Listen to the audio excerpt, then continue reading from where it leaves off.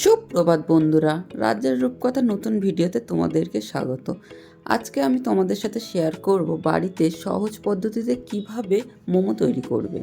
প্রথমেই 1.5 কাপ মতো ময়দা সামান্য পরিমাণ জল দিয়ে মেখে একটা নরম ডো তৈরি করে নেব। তারপর সেগুলো থেকে ছোট ছোট লেচি কেটে রেখে দেব রেস্ট করার জন্য। এখানে আমি আধা ঘন্টা মতো রেস্ট করতে রেখেছি। অন্যদিকে চিকেনগুলোকে আমি একদম ছোট ছোট করে পিস করে কেটে নেব, অনেকটা কিমা টাইপের হবে। তারপর কিছুটা পেঁয়াজ, 4-5টা মতো কাঁচা লঙ্কা ও প্রয়োজনীয় কিছু মশলা নিয়েছি। তারপর একটা কড়াইতে আমি দিয়ে নেব 5 টেবিল চামচের মতো সাদা তেল। তোমরা সাদা তেলের পরিবর্তে অন্য তেলও ব্যবহার করতে পারো। তেল গরম হলে তাতে পেঁয়াজ কুচি ও লঙ্কা কুচি দিয়ে ভালোভাবে লাল লাল করে ভেজে নেব। এখানে আমি সামান্য পরিমাণ লবণ ব্যবহার করেছি যাতে ভাজাটা তাড়াতাড়ি হয়ে যায়।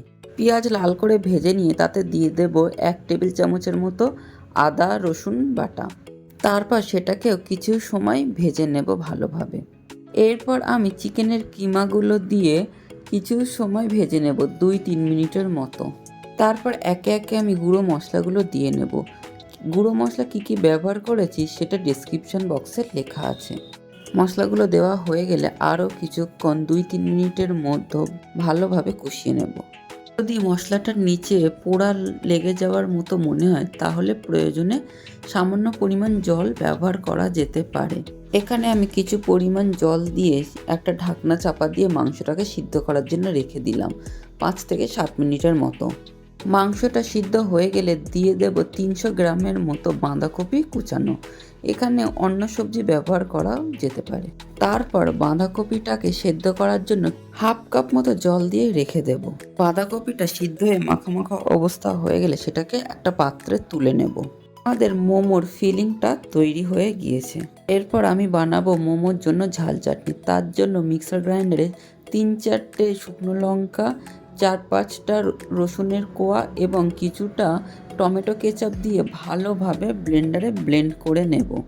ব্লেন্ড করা হয়ে গেলে আমাদের মোমোর ঝাল চাটনি রেডি হয়ে যাবে। তারপর লেচিগুলোকে ছোট ছোটোভাবে বেলে মিডিলে 1 চামচ করে চিকেন পুর দিয়ে সেটাকে ভালোভাবে মুড়ে একটা মোমো শেপ দিয়ে নেব। এখানে তোমরা তোমাদের মন পছন্দ মোমো শেপ দিতে পারো।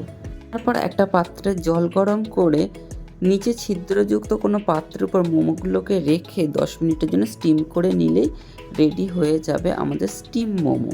তোমরা এমন করে অবশ্যই বাড়িতে তৈরি করো আর আমাকে কমেন্ট করে জানাবে কেমন হয়েছে। তো আজকে ভিডিও এই পর্যন্ত। আমার ভিডিও ভালো লাগলে অবশ্যই তোমরা কমেন্ট করো আর আমার চ্যানেলটা সাবস্ক্রাইব করে আমাকে বেশি বেশি করে সাপোর্ট করো। দেখাবে অন্য এক ভিডিওতে, ততক্ষণ বাই বাই।